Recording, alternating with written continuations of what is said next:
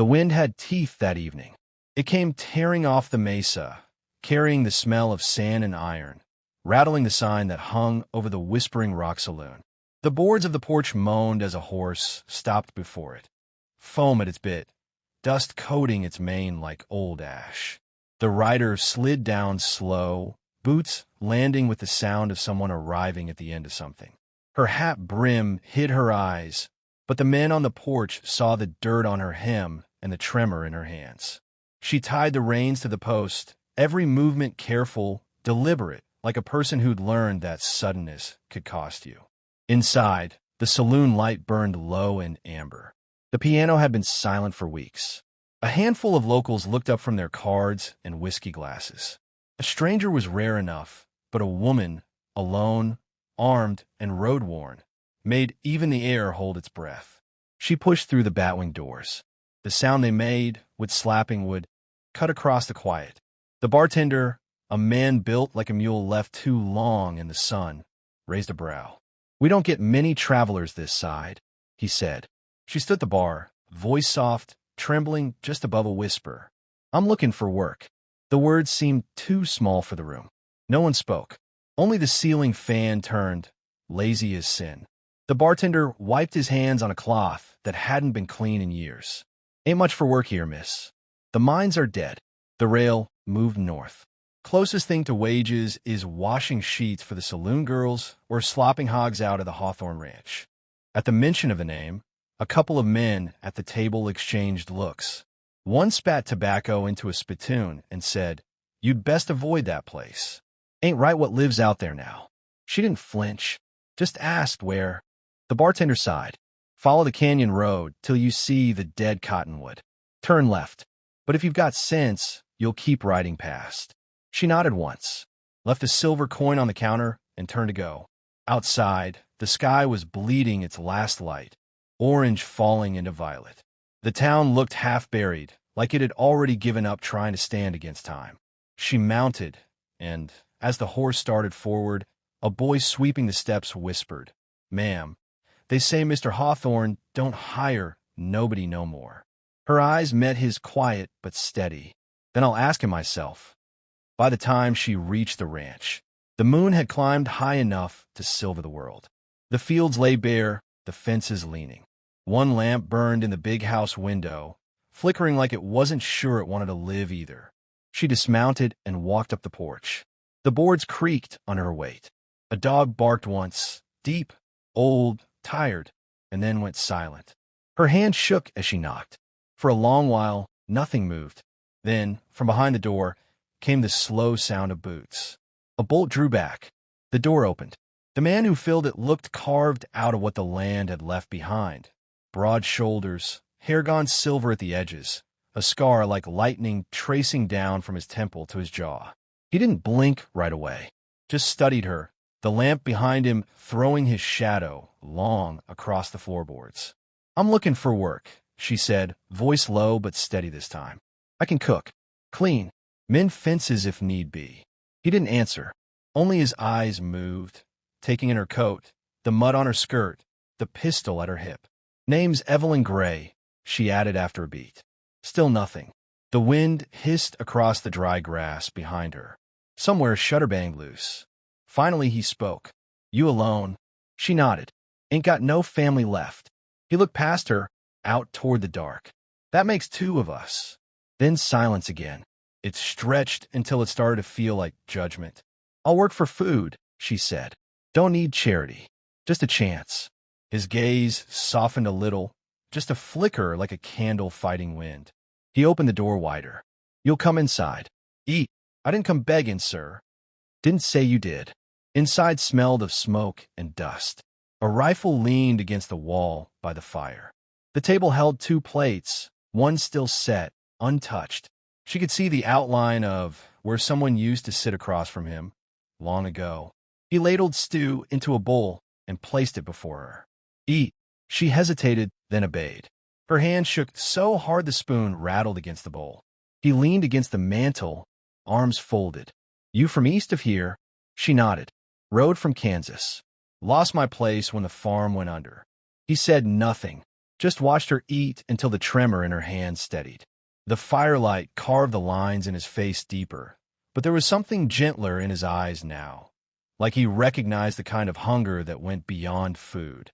When she finished, she stood, wiping her mouth. "Thank you, Mr. Hawthorne," he said. "Caleb Hawthorne." She froze. The name hung heavy in the room. "Reckon you heard of me," he said flatly. "I heard whispers." He looked at her long enough to make the silence uncomfortable. "You want work?" he said finally. "But I ain't needin' a servant." Her throat went dry. "Then I'll be on my way." He stepped forward. His boots sounded heavy, deliberate. "I don't need a servant," he repeated, voice low, almost weary. "I need a wife." The fire popped. She looked up at him, not sure she'd heard right. His eyes didn't flinch. Her lips parted, but no words came. The clock on the mantel ticked like a hammer in the quiet. He turned away, speaking almost to himself. "This land'll die with me if I let it. Been 2 winters since anyone's spoken in this house. I don't need pity. I need somebody who ain't afraid of ghosts." Evelyn's breath came shallow. The flicker of firelight caught the fear in her eyes. Fear, and something else she didn't name. Outside, thunder rolled across the desert, slow and distant. At last, she said softly, "You don't even know who I am." He faced her again. "Don't matter. I could see you ain't run from hard things. That's enough." The wind picked up, slamming the shutters against the window. Dust swirled in the doorway, curling around their boots. For a moment, the world seemed smaller, just the two of them and the storm beyond. Then the old man's voice, the storyteller's voice, crept in like smoke from a dying fire. The morning light crawled over the plains like a thief, pale and reluctant. Evelyn's hands were raw from the pump handle, her breath fogging in the cold. The ranch was quiet but for the moan of the wind through the empty corral. A fence post leaned, half-rotted, and she set to fixing it, one nail, one swing at a time. Behind her, boots crunched on the dirt. Caleb's voice came, low and steady. "You don't rest much, do you?" She didn't turn. "Work keeps my thoughts from running wild." He stopped beside her, watching the hammer rise and fall. "You plan on fixing every fence on this ranch by yourself? If that's what earns my keep." He studied her a moment, then took the hammer from her hand. His touch was rough, calloused, more gentle than she expected. "Ain't about earning," he said. "It's about staying." The word hung there, heavy as the air before rain. From the porch, the hound lifted its head, ears twitching toward the horizon. Evelyn followed its gaze. Nothing but the shimmer of heat already rising from the sand. But the unease stayed in her chest, sharp as a needle. They worked in silence till the sun climbed high, burning the sky white. When she paused to wipe her brow, she caught Caleb watching her again. Not with suspicion, but with a quiet searching, like a man trying to remember something he'd lost. Inside, the house smelled of coffee and smoke. She poured 2 cups and slid one across the table. He took it without looking up from the map spread before him. "More cattle gone," he muttered. "Tracks near the east ridge." She sipped, eyes narrow. "Could be rustlers." He nodded slowly. "Could be." His gaze lifted to meet hers. "You ever shoot?" Her hand froze around the cup. "Once or twice." He didn't press, but something in his look said he knew that was a lie. That night the wind came harder, rattling the windows. Evelyn lay awake on the cot in the corner room, staring at the ceiling. The creak of the old house matched the racing of her heart.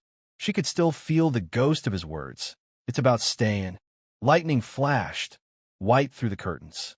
For an instant, she saw the ghost of another fire. A barn burning, men shouting, smoke thick enough to choke her. Her hands curled into fists. The sound of horses screaming rose in her memory until she bolted upright, gasping. The door opened. Caleb stood there, lantern in hand. "You all right?" She nodded, breath uneven. "Just a dream." He stepped inside, the light painting him in gold and shadow. "Dreams got teeth out here," he said softly. "Sometimes they bite harder than men." The silence that followed felt fragile, like glass between them.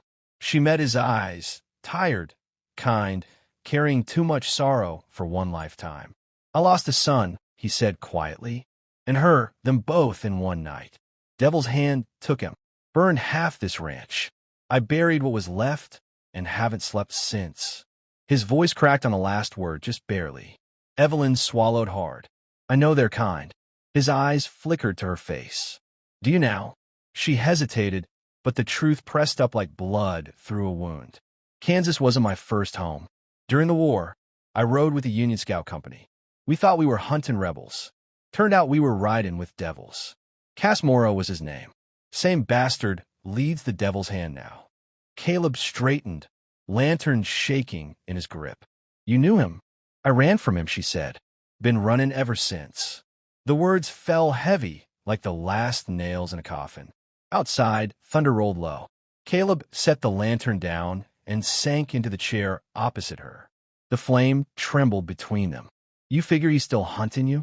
"I figure men like him don't stop till they bled every ghost dry." They sat without speaking for a long time, just the sound of rain beginning to patter against the roof.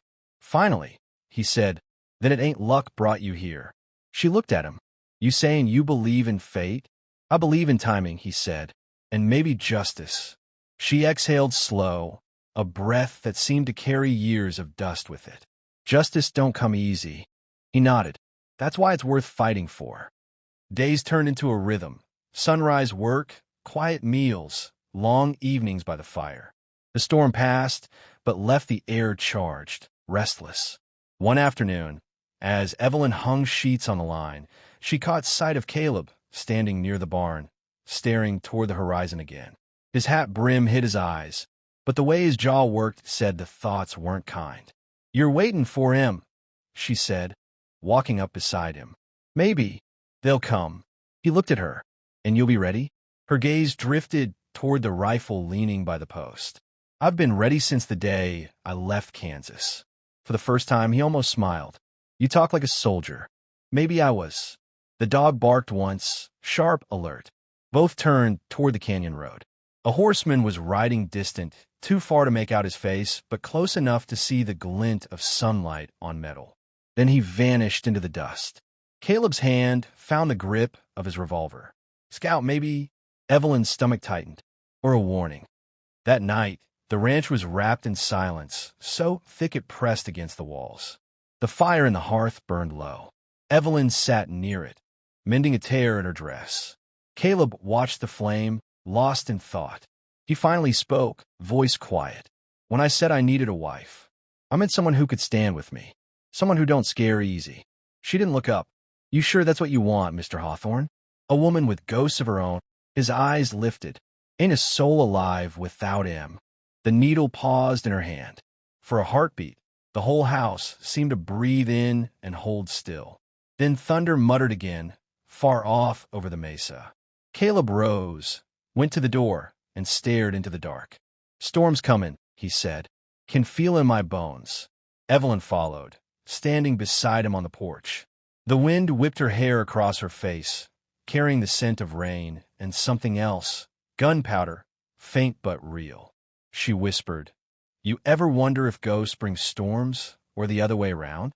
He didn't answer, just rested a hand on the railing, the other hovering near his holster. And from the shadows beyond the ridge, lightning flashed, brief, distant, revealing for one breath a shape of riders against the sky before darkness swallowed them again.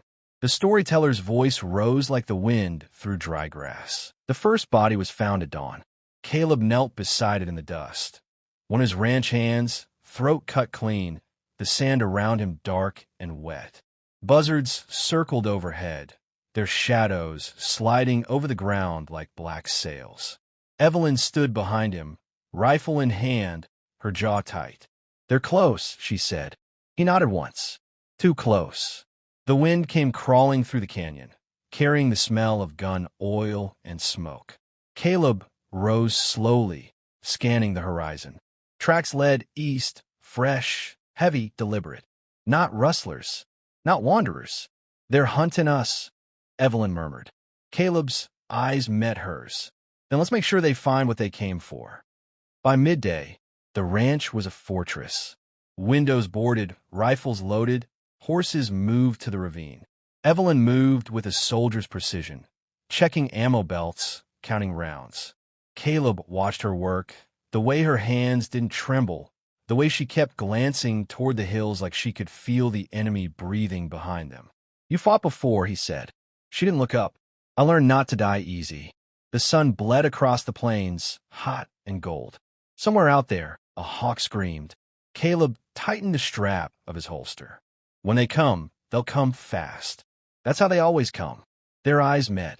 Something unspoken passed between them. A silent promise, or maybe a prayer neither would admit. The first shot came just after sundown. A single crack, sharp and mean, punched through the stillness. The lantern on the porch shattered. Evelyn dove behind the trough, rolling into cover as splinters sprayed across her face. Caleb answered with a shot of his own. Muzzle flashed bright against the dark. Hooves thundered across the dry earth. Shadows moved through the dust. 5 riders, black coats, snapping behind them. "The devil's hand," Caleb said through his teeth. Lightning flickered on the horizon, throwing the world into brief, terrible clarity. Red scarves, iron spurs, and the brand of a handprint painted on their saddles. Evelyn froze, eyes wide. "Morrow," she whispered. Caleb's gaze snapped to her. "You're sure?" She nodded, breath ragged. "He's here." Gunfire erupted, wild, echoing off the canyon walls. Bullets tore through wood, glass, and silence. Evelyn dropped to one knee, firing steady, methodical. 2 riders fell, their horses screaming as they hit the dirt. "Front gate," Caleb shouted. She swung the rifle around, took aim through the smoke. Another man fell. 3 left. "Inside," he barked. They retreated through the kitchen door, slamming it shut behind them. The wall shook with hoofbeats. Caleb shoved a table against the frame. Evelyn reloaded, hands slick with sweat. "You ready for this?" he asked. Her eyes met his, steady as iron. "Been ready since Kansas." The riders dismounted outside, their laughter low and cruel. "Caleb Hawthorne," a voice bellowed. "You got something of mine." The name hit the air like poison. Evelyn stiffened. She knew that voice. "Morrow," she said, whisper sharp. The man laughed again. "You took my best scout, didn't you? Little Miss Gray. What a surprise to see you alive. Thought the fire finished you." Evelyn's jaw locked. Caleb saw it, saw the way her shoulders squared, saw the soldier return her face. "You want her?" Caleb called out. "You'll have to come take her." A pause. Then Morrow's voice, oily and pleased. "That's the plan." They came at once, 3 shapes bursting through the front, gunfire tearing the air apart. Caleb dropped one with a shot to the chest. Evelyn spun, caught another at the doorway. The last one lunged, knife flashing. She moved faster. The butt of her rifle cracked across his jaw. He fell hard, blood dark on the floorboards. And then, silence. Smoke hung heavy. Only the crackle of flame somewhere near the curtains broke it. Caleb kicked the door open, dragging the bodies outside. The horizon glowed, faint with lightning. "Not over," Evelyn said. "He's still out there." As if summoned, Morrow's voice drifted from the dark. "You always were hard to kill, Gray." She stepped onto the porch, rifle raised. "You taught me that." The shadows shifted. A figure emerged, tall, lean, face lined like scorched earth. His hat brim dripped rain. A red handprint was painted across his duster. "Well," he drawled, "the ghost herself." Caleb stepped beside her, gun drawn. "You've got business with me, too." Morrow smiled, teeth white in the dark. "You? You're just the fool hiding her." His pistol came up fast. Evelyn fired first. The bullet grazed his shoulder, spinning him sideways. He dropped to one knee, firing back. The round clipped Caleb's arm, blood splattering against the porch rail. Caleb fell back with a grunt. Evelyn dropped to one knee beside him, pressing her hand to the wound. "Stay down," he hissed. "Not a chance." She rose, rifle leveled. The rain started to fall, slow, heavy drops hissing on the hot ground. Morrow stood in the open, eyes wild, coat flapping like a vulture's wings. "Should have burned you proper," he shouted. "Try again," she said. They fired at the same time. Her shot tore through the brim of his hat. His missed by inches. Thunder rolled overhead, swallowing the sound. Morrow ducked behind a wagon, reloading. Evelyn circled wide, boots sinking into the mud. She could feel the weight of every year she'd run from this man pressing on her chest. Caleb staggered to his feet, clutching his arm. "Evelyn," he called. "Don't let him draw breath." She didn't answer. The storm was screaming now, wind tearing at her coat. She moved through the dark like she'd done on battlefields long forgotten. Quiet, invisible, certain. Morrow rose from behind the wagon, gun ready. His smirk broke when he saw the empty yard. "Evelyn," he barked. She was behind him, the barrel of her rifle pressed against his back. "Justice," she said softly, "is slower than vengeance, but it hits harder." He turned halfway, eyes wide. "You wouldn't." The shot cracked through the storm. He dropped. For a long time, the rain was the only sound. Evelyn stood over him, shoulders heaving. The lightning washed her face clean, revealing the tears she hadn't realized were there. Caleb limped to her side, hand pressed to his wound. "You did what had to be done." She looked down at Morrow's body. "No," she said. "I did what was always coming." He nodded once, slow. "Same thing, maybe." The storyteller's voice drifted in like the whisper of wind through wet grass. Rain hammered the porch roof, thick as nails. Evelyn knelt beside Caleb, pressing her torn sleeve against the bleeding in his arm. His face was pale, jaw clenched. The fire from the standoff still smoldered in the barn, orange light flickering through the rain like dying eyes. "Stay with me," she said, voice sharp over the storm. He tried to stand, teeth gritted. "Ain't going down easy. You'll go down dead if you move." He gave a faint laugh that turned into a cough. "Ain't the first time I heard that." Thunder broke overhead, shaking the walls. Evelyn looked out into the dark, at the shapes of the fallen, the horses scattered, the smoke rising. But something felt wrong. Too quiet, too still. Then she saw it, a spark of lantern light moving through the rain. One rider left. Morrow hadn't come alone. "Caleb," she whispered, hand finding the rifle. "We got company." He tried to lift his gun, but she pushed it down. "No, you've done enough." She stepped off the porch, boots sinking in the mud. The wind tore her hair loose. The rain slicked her coat to her frame. The rider was moving slow now, deliberate, the horse's hooves sucking against the wet earth. Lightning cracked, showing the man's face. Young, mean, eyes wide with something between hate and fear. One of Morrow's men who'd lived through the fight. He shouted something through the storm. She couldn't hear it, didn't need to. The gun in his hand said enough. Evelyn raised the rifle, breath steady. A flash. A crack. Her shot found his chest before his finger twitched the trigger. The horse screamed, reared, and both went down in the mud. The storm swallowed the sound. She lowered the rifle slowly, heart hammering against her ribs. Behind her, Caleb's voice came soft through the wind. "You always this good with a rifle?" She turned toward him, rain sliding down her cheeks. "Only when I got something worth protecting." By morning, the rain had stopped. The land steamed under a pale dawn. Smoke still rose from the barn's ruins, curling toward a sky washed clean. Evelyn moved through the wreckage barefoot, mud to her ankles, gathering what could be saved. Caleb sat on the porch steps, arm bandaged, watching her with that quiet, measuring gaze. "You should rest," she told him. He shook his head. "I'm fine." She smiled faintly. "You're a bad liar." He chuckled once, then winced. "Guess I am."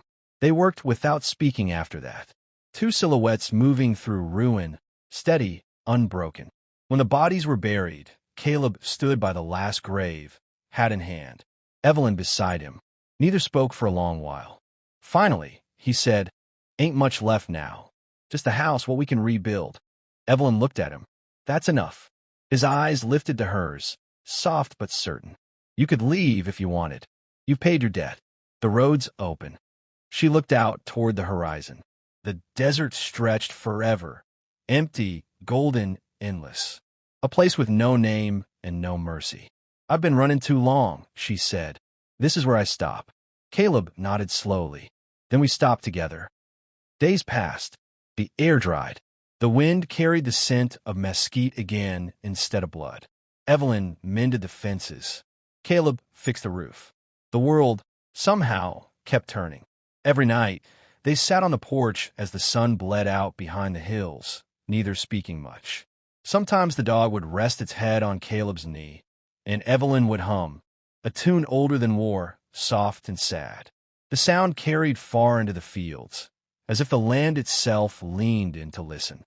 One evening, a rider passed down the canyon road, a stranger in a gray coat, leading a wagon train north. He paused to water his horse at the hawthorn well. "You folks the ones who cleaned out the devil's hand?" he asked, half smiling. "Heard that tale 2 towns over. Folks say a woman did the killing. Shot Morrow dead herself." Caleb leaned back, eyes on the horizon.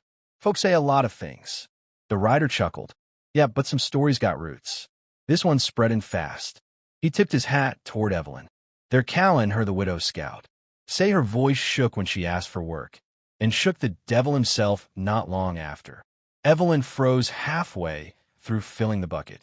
Her eyes flicked to Caleb. He just smiled. "Sounds like something worth believing," he said. The rider grinned, mounted up, and rode on. When he was gone, the wind shifted. The ranch creaked, familiar again, alive. Evelyn exhaled, long and low. "You believe all that talk?" she asked. Caleb shook his head. "Don't have to. I saw it." She looked at him, and the faintest smile broke across her face. That night, the storyteller's voice returned, soft as the wind through dry grass. "They say she stayed.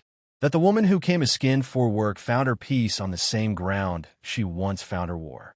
They say the man who'd lost his family learned how to live again, not through vengeance, but through the quiet mercy of her strength." The moon rose, silvering the wet earth, painting the graves with light. And when the wind moves through whispering rock, folks swear you can still hear her voice, soft, trembling no more, calling his name across the years. Lightning flickered far off over the hills, but it wasn't a storm this time, just memory, echoing. Evelyn sat beside Caleb on the porch, his hand resting over hers. The air was still except for the rustle of cottonwood leaves. He looked out at the land, voice low. "Never thought I'd see peace again." "You ain't seeing it," she said. "You're living it." The dog sighed at their feet. The fire inside the house burned low, warm, and steady. And so it was, the storyteller whispered, that the trembling voice and the broken cowboy wrote their names in thunder and mercy both. The world forgot their faces, but not their story. For every time the wind comes down off the mesa, the land remembers and speaks it back. The wind rose, gentle, carrying the faint echo of her voice, strong now, sure. And somewhere beyond the desert, where rain meets dust and legends rest, the storm whispered back their names.